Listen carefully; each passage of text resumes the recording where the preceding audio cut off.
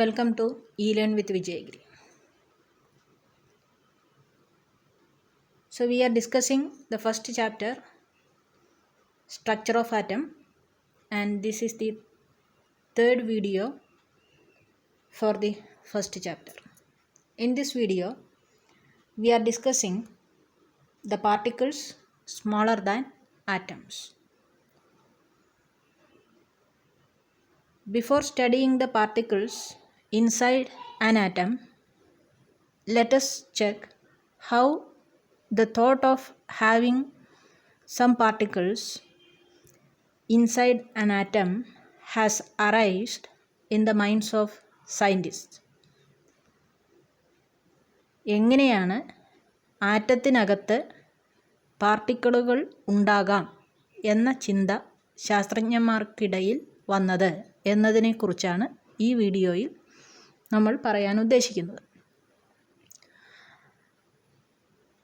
In the previous video, we have discussed Dalton's atomic theory, in which he states that atom is an indivisible and indestructible particle. Atom indivisible ആണെന്നും ഇൻഡസ്ട്രക്റ്റബിൾ ആണെന്നും ഡാൾട്ടൻ്റെ atomic തിയറിയിൽ പറയുന്നു. എന്നാൽ നമ്മൾ ഇവിടെ പഠിക്കാൻ പോകുന്നത് ആറ്റത്തിനേക്കാൾ ചെറിയ പാർട്ടിക്കിളുകളെക്കുറിച്ചാണ്.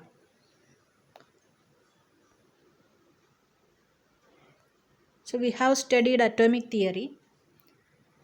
Even when the atomic theory existed, studies on matter and inquiries on the possibilities of dividing atom had been continuing. എങ്ങനെ ആറ്റത്തെ ഡിവൈഡ് ചെയ്യാം, ആറ്റത്തെ ഡിവൈഡ് ചെയ്യാനുള്ള പോസിബിലിറ്റീസ് എന്തൊക്കെയാണ്, ആറ്റത്തെ ഡിവൈഡ് ചെയ്യാൻ പറ്റുമോ, ആറ്റത്തിനകത്ത് എന്തായിരിക്കും എന്നൊക്കെയുള്ള ഒരുപാട് ചോദ്യങ്ങൾ ശാസ്ത്രജ്ഞന്മാരുടെ മനസ്സിൽ ഉണ്ടായിരുന്നു. അതിന് ചില കാരണങ്ങളും ഉണ്ട്. The observations and results of numerous experiments conducted by scientists have contradictory to the fact of atomic theory. ഒരുപാട് എക്സ്പെരിമെൻറ്റ്സ് നടത്തി സയൻറ്റിസ്റ്റുകൾ. അതൊക്കെ അറ്റോമിക് തിയറിയിൽ പറയുന്ന കാര്യങ്ങൾക്ക് കോൺട്രാഡിക്റ്ററി ആയിരുന്നു, നേരെ ഓപ്പോസിറ്റായിരുന്നു.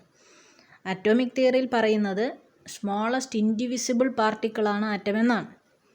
എന്നാൽ ആറ്റത്തിനകത്ത് എന്തൊക്കെയോ ഉണ്ട് എന്ന് തെളിയിക്കുന്ന തരത്തിൽ, എന്ന് പ്രൂവ് ചെയ്യുന്ന തരത്തിൽ ഉള്ള എക്സ്പെരിമെൻറ്റുകളൊക്കെ ശാസ്ത്രജ്ഞന്മാർ നടത്തിക്കൊണ്ടിരുന്നു. ഈ എക്സ്പെരിമെൻ്റ് എന്നൊക്കെ പറയുന്നതിന് മുമ്പ് തന്നെ ചില കോമൺ ഫാക്ടേഴ്സ്, നമുക്ക് ചുറ്റും കാണുന്ന ചില കാര്യങ്ങൾ അവരുടെ ശ്രദ്ധയിൽപ്പെട്ടിട്ടുണ്ടായിരുന്നു. ഉദാഹരണത്തിന്, rub a comb on dry hair. ഒരു ചീർപ്പെടുത്തിട്ട് നിങ്ങളുടെ തലമുടിയിൽ ഉരസുക, റബ്ബ് ചെയ്യുക. Bring this comb near small bits of paper.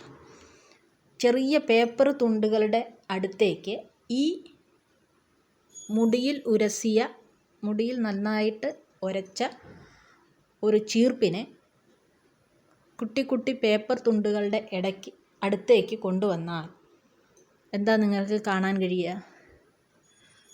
ചെയ്തു നോക്കാവുന്ന ഒരു എക്സാമ്പിളാണ്. ഒരു 4-5 പീസ് പേപ്പറുകൾ ചെറിയ പീസുകളായിട്ട് ഇടുക. നിങ്ങൾ സാധാരണ ഉപയോഗിക്കുന്ന ചീർപ്പെടുക്കുക, നിങ്ങളുടെ തലയിൽ ഒന്ന് ഉരസുക, എന്നിട്ട് അതിനെ നിങ്ങളുടെ പേപ്പർ തുണ്ടുകളുടെ അടുത്തേക്ക് കൊണ്ടുവരിക. അതല്ലെങ്കിൽ മുടിയിൽ ഉരസുന്നതിന് പകരം നിങ്ങളിട്ടിരിക്കുന്ന ഒരു പോളിസ്റ്റർ ഷർട്ടിൽ ഒന്ന് നന്നായിട്ട് ഉരച്ച ശേഷം കൊണ്ടുവരിക. അപ്പോഴൊക്കെ നിങ്ങളൊന്ന് ചെയ്തു നോക്കൂ, എന്താണ് കാണാൻ കഴിയുക. അതേപോലെ തന്നെ, take an inflated balloon, rub it on dry hair for some time. ഒരു ബലൂൺ ഉരച്ചു നോക്കുക, ഒരു ഊതി വീർപ്പിച്ച ബലൂൺ ഇതേപോലെ ഉരച്ചു നോക്കുക. Now place it on the surface of a wall and withdraw your hand. ചുമരിൽ കൊണ്ടുപോയി വെച്ച് കൈ വിട്ട് നോക്കൂ, എന്ത് പറ്റും? What do you observe? ഇതൊക്കെ നിങ്ങൾക്ക് വീട്ടിൽ തന്നെ ചെയ്തു നോക്കാവുന്ന കാര്യങ്ങളാണ്. എന്താണ് അതിൻ്റെ റിസൾട്ടായിട്ടുണ്ടാവുന്നത് എന്ന് നോക്കൂ.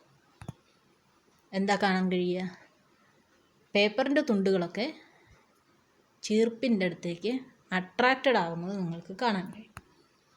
How do things like comb and balloon acquire the capacity to attract? എങ്ങനെയാണ് ഈ ഒരച്ച ബലൂണ് അതല്ലെങ്കിൽ ഒരച്ച കോമ്പ് ഒക്കെ പാർട്ടിക്കിളുകളെ അട്രാക്റ്റ് ചെയ്യാനുള്ള കപ്പാസിറ്റി ഉണ്ടാക്കിയെടുത്തിരിക്കുന്നത്? This is because the comb gets charged when it is rubbed. ഒരു വസ്തുവിനെ അട്രാക്റ്റ് ചെയ്യണമെങ്കിൽ 100% ഉറപ്പായിട്ടുള്ളൊരു കാര്യമാണ് അതിനൊരു ചാർജ് കിട്ടിയിരിക്കണം. ചാർജ്ഡ് പാർട്ടിക്കിൾസിനെ അട്രാക്റ്റ് ചെയ്യാൻ കഴിയും. അപ്പോൾ ആ കോമ്പിനൊരു ചാർജ് ലഭിച്ചു. It get charged when it is rubbed. അത് നിങ്ങളുടെ മുടിയിൽ ഉരസിയപ്പോൾ അതിൽ എന്ത് ജനറേറ്റഡായി? ഒരു ഇലക്ട്രിക് ചാർജ് ജനറേറ്റഡായി. Within the paper strips the electrons get either repelled or attracted according to whether the comb has a negative or a positive charge. കോമ്പിന് positive ചാർജാണോ നെഗറ്റീവ് ചാർജാണോ എന്നതിന് അനുസരിച്ച് കോമ്പിന് പോസിറ്റീവ് ചാർജാണോ നെഗറ്റീവ് ചാർജാണോ ലഭിക്കുന്നത് എന്നതിനനുസരിച്ച് ഒരു കോമ്പിൻ്റെ പോസിറ്റീവ് ചാർജിൻ്റെ ഭാഗത്തേക്ക് നെഗറ്റീവ് ചാർജുകളും തിരിച്ചും അട്രാക്റ്റഡായി പോകും. This makes the paper strips have an unlike charge in the direction of the comb and makes them rise towards it. അപ്പോൾ നിങ്ങൾക്ക് ആ ഡയഗ്രത്തിൽ മനസ്സിലാവും. നിങ്ങളുടെ കോമ്പിന് നെഗറ്റീവ് ചാർജാണുള്ളത്. നെഗറ്റീവ് ചാർജ് വന്നപ്പോൾ നിങ്ങളുടെ പേപ്പറുകളിൽ നെഗറ്റീവ് ചാർജുള്ള പാർട്ട് റിപ്പലായിട്ട് ഓപ്പോസിറ്റ് ഡയറക്ഷനിലേക്ക് പോയി. പോസിറ്റീവ് ചാർജുള്ള പാർട്ട് അട്രാക്റ്റഡ് ആയിട്ട് എങ്ങോട്ട് പോയി? കോമ്പിൻ്റെ അടുത്തേക്ക് പോയി. അപ്പോൾ പോസിറ്റീവ് ചാർജ് അതൊന്ന് ഫ്ലിപ്പ് ചെയ്ത് മുകളിലേക്ക് പറന്നു പോകുന്നത് കാണാം. പേപ്പറുകളൊക്കെ ഇങ്ങനെ ഇളകി അതിൽ നെഗറ്റീവ് ചാർജ് താഴത്തേക്കും പോസിറ്റീവ് ചാർജ് മുകളിലേക്കും വന്ന് പോസിറ്റീവ് ചാർജ് എന്തിലേക്ക് അട്രാക്റ്റഡ് ആയിട്ട് പോവും? ആ ചീർപ്പിലേക്ക് അട്രാക്റ്റഡ് ആയിട്ട് പോകും. The continuous observations, experiments and assumptions of several scientists that led us to these facts. ഒരുപാട് നമുക്ക് വളരെ എളുപ്പത്തിൽ ഇപ്പോൾ പറയാൻ കഴിഞ്ഞു. ചീർപ്പ് ഉരച്ചപ്പോൾ അതിൽ ഒരു ഇലക്ട്രിക് ചാർജ് വന്നുവെന്നും പേപ്പർ സ്ട്രിപ്പിൽ ഒരു പോസിറ്റീവ് പാർട്ടും ഒരു നെഗറ്റീവ് പാർട്ടും ഉണ്ടെന്നും അതിൽ കോമ്പിൽ നെഗറ്റീവ് ചാർജ് ആയതുകൊണ്ട് പേപ്പറിൻ്റെ നെഗറ്റീവ് ചാർജ് റിപ്പൽ ചെയ്തു പോയെന്നും പോസിറ്റീവ് പാർട്ട് ആ കോമ്പിൻ്റെ അടുത്തേക്ക് അട്രാക്റ്റഡ് ആയിട്ട് ഉയർന്നു വന്നു എന്നും അപ്പോൾ നമുക്ക് ആ പേപ്പറിൻ്റെ സ്ട്രിപ്പൊക്കെ ചാടി ആ കോമ്പിലേക്ക് അട്രാക്റ്റഡ് ആയിട്ട് കയറി പിടിച്ചു നിൽക്കുന്നതായിട്ടും ഒക്കെ നമുക്കിപ്പോൾ എക്സ്പ്ലെയിൻ ചെയ്യാൻ പറ്റി. ഈ എക്സ്പ്ലനേഷന് കാരണം, ഇങ്ങനെ എക്സ്പ്ലെയിൻ ചെയ്യാൻ കഴിയുന്നതിന് കാരണം ഒരുപാട് എക്സ്പെരിമെൻറ്റുകളും ഒബ്സർവേഷൻസും ഒക്കെ scientist നടത്തിയതിൻ്റെ ബേസിസിലാണ്. Concepts about substances have been formed by continuous and progressive observations and experiments over decades. ഒരുപാട് കാലം നടത്തിയ കണ്ടിന്യൂസ് ആൻഡ് പ്രോഗ്രസീവ് ഒബ്സർവേഷൻസിൻ്റെ അടിസ്ഥാനത്തിലാണ് നമുക്ക് ഈ പറയുന്ന 2 ചാർജുകളെന്നും 2 പാർട്ടുകളെന്നും ഒക്കെ എക്സ്പ്ലെയിൻ ചെയ്തു തരാൻ കഴിയുന്നത്. അപ്പോൾ ഇതിൻ്റെ പിന്നിൽ ഒരുപാട് സയൻറ്റിസ്റ്റുകളുടെ നിരന്തരമായിട്ടുള്ള പരിശ്രമങ്ങളുണ്ട്.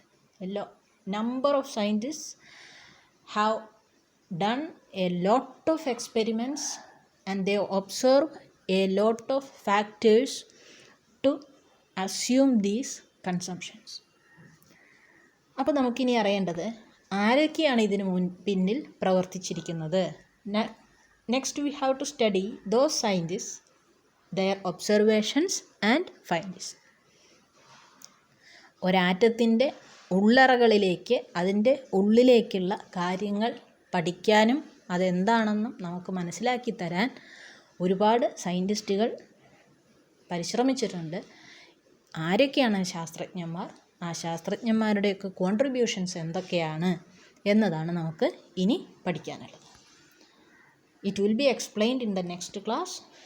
Thanks for watching and please subscribe the channel and share to your friends.